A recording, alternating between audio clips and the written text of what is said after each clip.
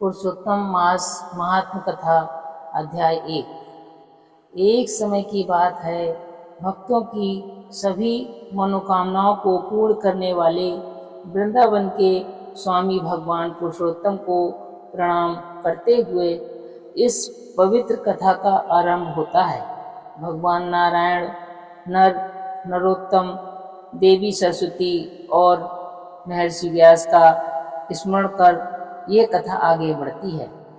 पवित्र 9वें शरण में अनेक महान ऋषि मुनि एकत्र हुए थे। वे सभी वेदों के ज्ञाता, तपस्वी, ब्रह्मनिष्ठ और परोपकारी थे।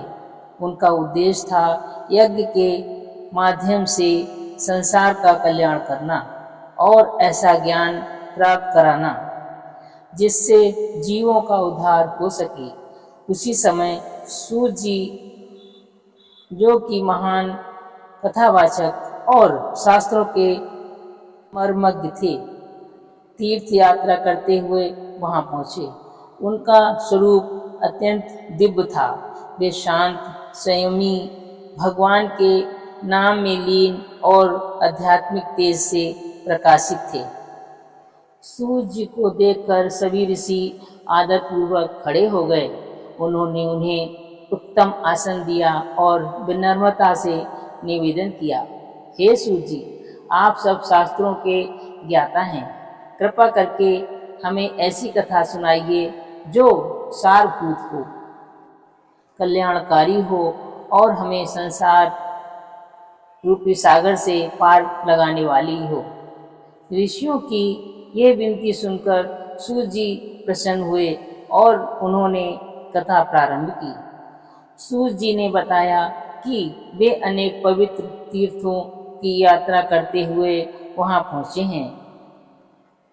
उन्होंने पुष्कर, यमुना, गंगा, काशी, गया, त्रिवेणी, गोदावरी, कावेरी, नर्मदा आदि पवित्र नदियों और स्थानों पर स्नान किया, तर्पण किया और देवताओं, पितरों की पूजा की। इस तीर्थ यात्रा ने उनके मन को और अधिक पवित्र और शांत बना दिया। यात्रा करते करते वे हस्तिनापुर पहुंचे, जहां उन्होंने सुना कि राजा परीक्षित ने अपना राज्य त्याग दिया है और गंगा तट पर तपस्या कर रहे हैं। यह सुनकर सूत जी भी वहां पहुंचे। गंगा के किनारे का दृश्य अत्यंत अद्भुत था।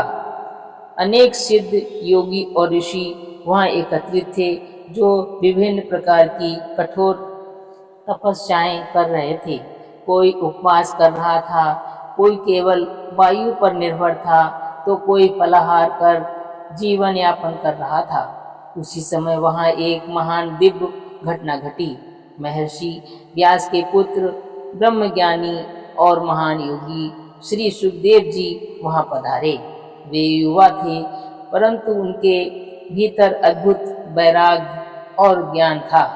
उनका स्वरूप अलौकिक था। वे संसार के मोह से पूर्णतः मुक्त और ब्रह्म में लीन थे।